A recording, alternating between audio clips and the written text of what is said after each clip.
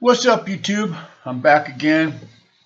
I always tell everybody, man, this is my house uniform, man. Like a tank top and shorts and stuff on. But you guys probably see me in the same. I'm not wearing the same one, but I got a lot of these.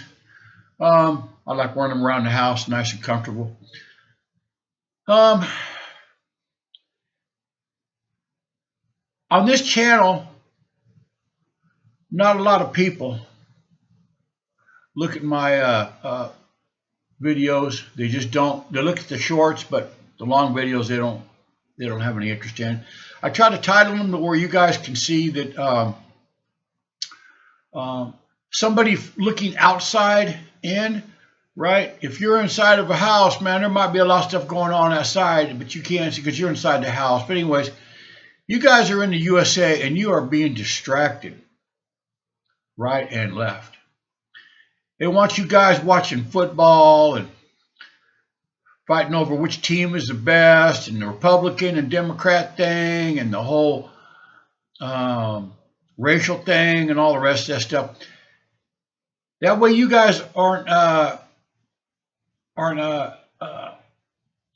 angry at the people that are actually causing you the problems. Okay? It's these big corporations. It's these big hedge funds, BlackRock, Blackstone, you guys can look them up. I'm not going to say their names. I don't want YouTube to kind of like get me in trouble or something about it. But I'm going to give you guys a little quick history lesson. Okay, you know the Roman Empire.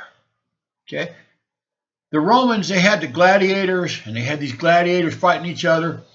They had them fighting all these different animals. They built the Colosseum for that. Well, the reason that they did that was because Rome was falling apart. It was becoming politically divided. They were charging the people outrageous taxes. The people were suffering. But you see, they built the Colosseum so they could distract the people from what was actually going on. Rome was collapsing, and the politicians and the people with all the money, they knew it was collapsing. So to get people's minds off of the collapsing and to get them to look at focus something else, they built the Colosseum so they could have all these big sword fights and whatever else they had over there. You know, the gladiators fighting people. And that's exactly what they're doing right now in the USA. That's exactly what they're doing. I made a video earlier, short. I told my wife too. People say, "Oh, I own a big house." No, you don't. No, you don't. The bank owns it. I got 2 nice cars. No, you don't. You don't own them. The bank owns them. I got a nice Harley Davidson. No, you don't. The bank has it. The bank owns you guys, man, like slaves. Okay? You're working for the bank, paying off all that interest. Because you wanted something that other people can look at and say, "Oh my God, look what he got." Well, I'm just letting you know you're being taken advantage of. Okay, you are being taken advantage of all the time. I'm not for Trump or against Trump. It doesn't really make me any difference because I don't live there anyways. I don't care if they elect. I don't care if they elect Mickey Mouse for the president. I don't care. It's not going to change. It's not going to change me over here in Cambodia. But Trump says he's going to give everyone a $2,000 bonus check next year. All right. He's just giving you back your tax money. Who you think's paying for that? You think the government went out there and grew that money on a tree? They're getting it from you people, man. They're just giving you back some of that money, and they're not even giving it back to you because they got to borrow it, and they got to pay interest on it. And you know who's going to be paying the interest? You, the people in the USA that pay the taxes. I file my taxes every year, but I'm on Social Security, and I'm 67, so my taxes are like next to nothing, if nothing. Like I said, I'm not going to go into details, but I make a little bit of cash over here and there, doing all kind of little things. I'm not making YouTube videos to make money on it, man. Like I said, if I get monetized one day, that's fine. But if I don't, it's not going to make me any difference. I told my wife, she said, stop doing it. You're wasting your time. I said, well, maybe if I can help one or two people, if one or two people listen, well, then I've done something. You know what I mean? I've helped out. Same thing over here in Cambodia, man. I've tried to help hundreds and hundreds of people, young people, trying to help them out, learn English, learn some computer skills, maybe life skills, just different things. And I have met hundreds and hundreds and hundreds of students. And out of those, I got maybe like 8 or 10 that have actually listened to me, and I'm an old man. I got a lot of experience, and I've done a lot of work in the past, a lot of different careers, and learned a lot. I used to read a lot. People ask me what I missed the most about the USA. I say the libraries, because I don't have libraries over here. Anyways, I love reading. But let me tell you a story, because you saw the thumbnail. I hope you saw the thumbnail. The Great Solar Panel Scam. And let me tell you about how it's a scam. I got some friends of mine in the USA, California, that's where I'm from. And a few years back, they had some kind of a program that put solar panels on your house and you get a rebate and all the rest of this stuff. And the solar panels on the house, they got to pay every month for those solar panels for the next 20 years. Okay. It's going to be a little bit less than their electric was. So they're going to say they think they're saving the planet, saving the state. They did the right thing. They put solar panels on their house. I tried to talk them out of it, but it's not my house. I didn't really try to talk them out. I just told them, I said, man, you better research that first. Well, let me tell you what happened here just a little while ago. Their insurance company, they have a insurance company that is a major insurance company. I'm not going to use their name. I don't want to get in problems, but they flew, because they fly these drones around, and they looked at their roof, and it was almost time for them to renew their homeowner's insurance policy. And they flew that drone. They flew that drone around, and the people didn't even know. My friends, they didn't know.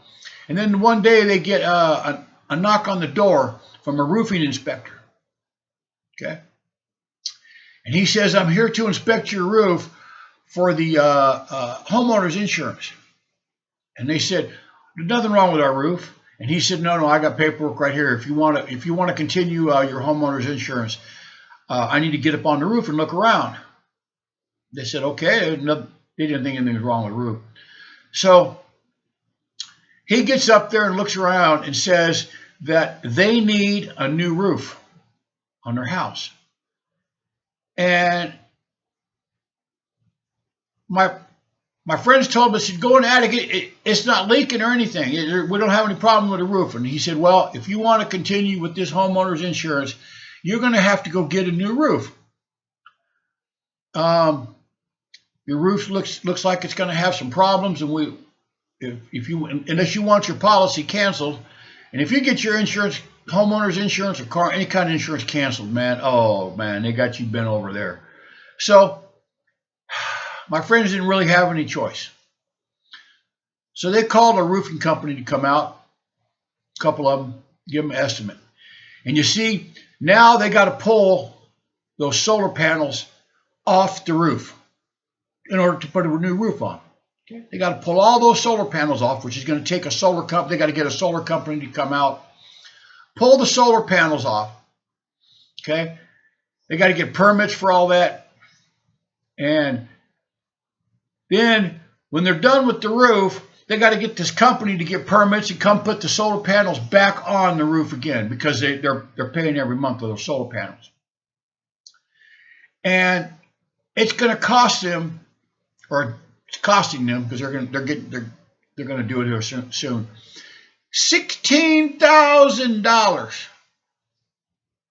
$16,000 for them to come out, take the solar panels off, put a new roof on, put the solar panels back on. And they don't have that big of a house. I mean, it's 3-bedroom, single-story home, but and it's not a McMansion. $16,000. My friend said, "Man, we ain't got no 16,000."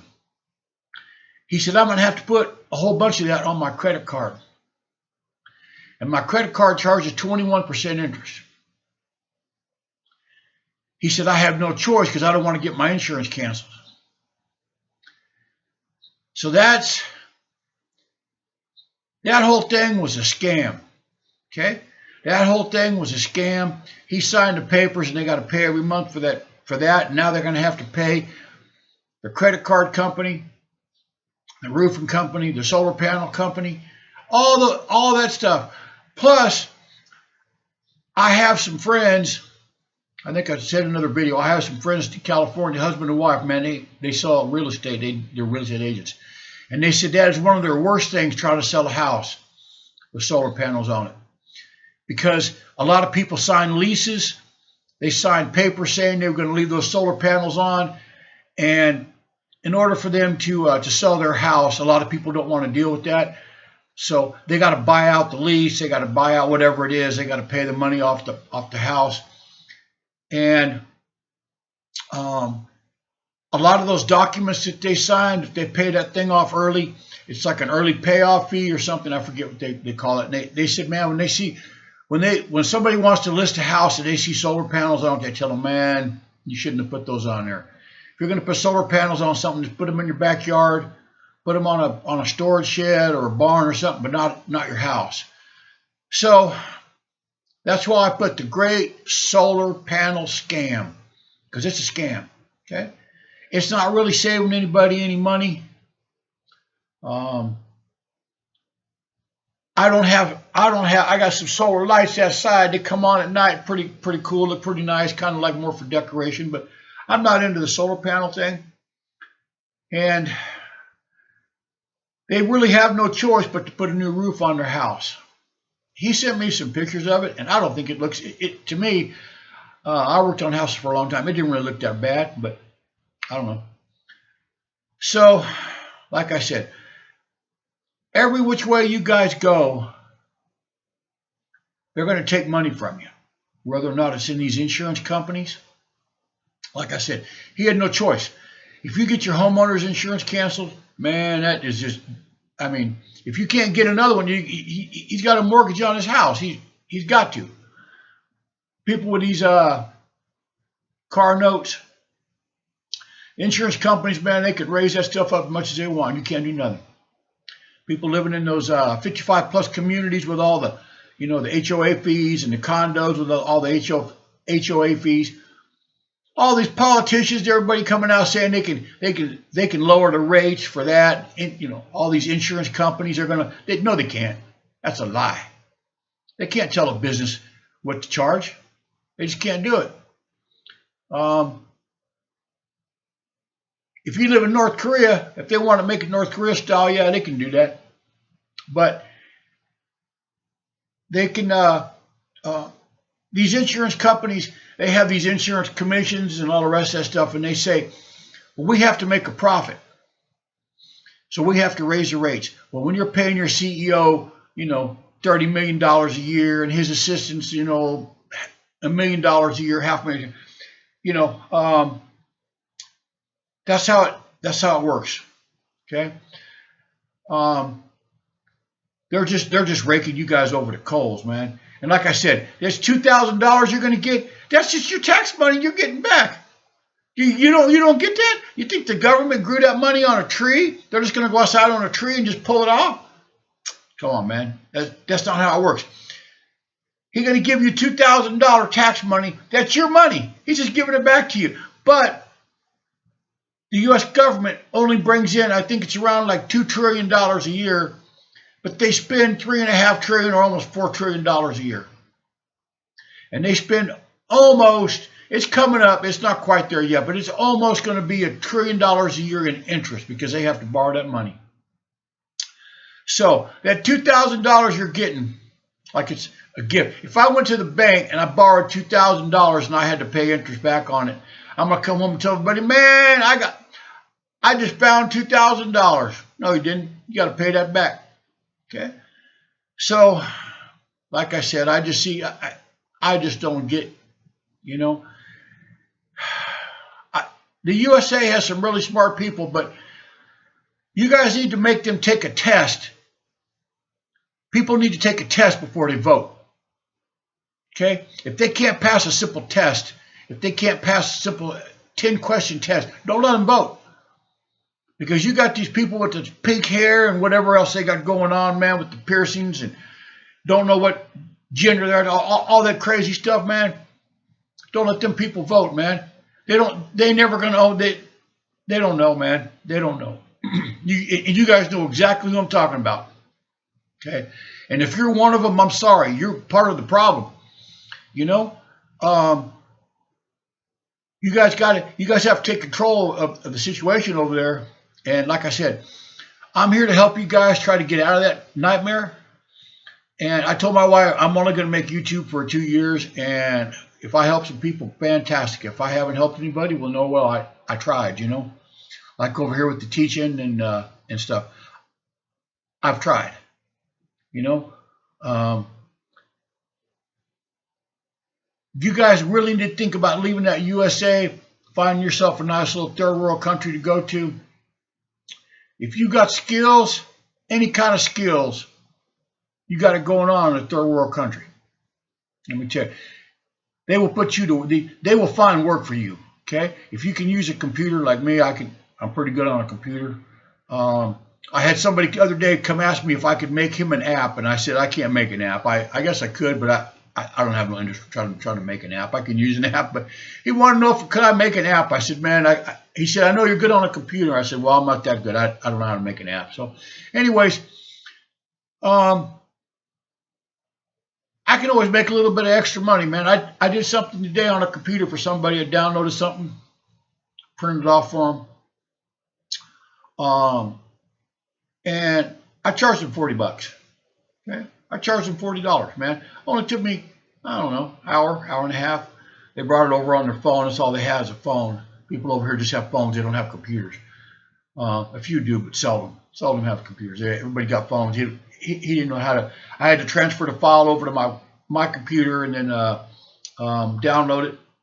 So, anyways, he needed some documents and stuff. It was all in Khmer. I don't know exactly what it said. So, but anyways, I just sat over here on my computer like I'm sitting right now, man. Hour and a half maybe. You know, sat around, drank a little bit of coffee with dude, and made $40. Charged him $40. I don't know how much they would have charged him. He lives right here in the subdivision. He'd had to go someplace in the city, and he just came over here. And, yeah. So like I said, you think, well, that's not that much money. Well, $40 over here. That's just I'm gonna go fill up my car tomorrow with gas. He just bought me a tank of gas, man. So I'm cool, man. I'm cool with that. Plus, I said, like, I got my little Social Security thing. Anyways, if you guys need my help, man, I'll help anyone. I told my wife I'll help anyone. I'm not going to help you financially, but I will help you in any other kind of way. If you want to come over here on vacation and check it out, or you want to move over here, okay? Either which way.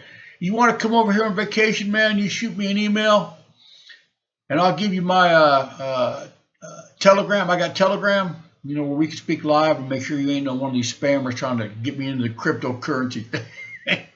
That whole scam, I get those things all the time. I'm sure you guys do too. But anyways, like I said, I haven't had anybody shoot me an email yet. But, you know, if I got to talking to somebody and said, hey, man, me and the wife and the kids want to come over to Cambodia, come check it out, man. Maybe we want to live there. I'll tell, you know, you tell me when your plane's coming, man. I don't live that far from the airport. It'll take me like maybe 20, 30-minute drive there. I got a nice little SUV. I'll come get you guys from the airport, man. Take you to a hotel. I got there's some nice hotels around here. You know, I'll take you to a nice one and stuff, and I'll have my wife come because if there's a Khmer person there, they got like 2 different rates, man. They got rate for foreign and they got rate for Khmer. My wife will tell them she wants the Khmer rate for you guys. So, anyways, my email address is at live, Live, .rich, RICH, peace.cambodia@gmail.com.